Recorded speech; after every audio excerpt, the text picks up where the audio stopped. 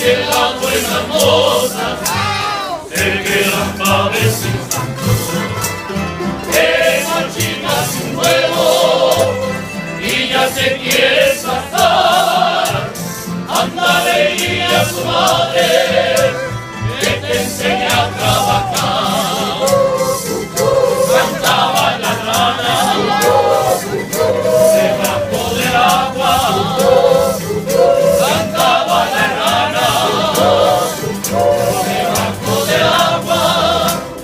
Anda diciendo la gente que quiere su olivar, y el olivar que tiene es que se quiere casar.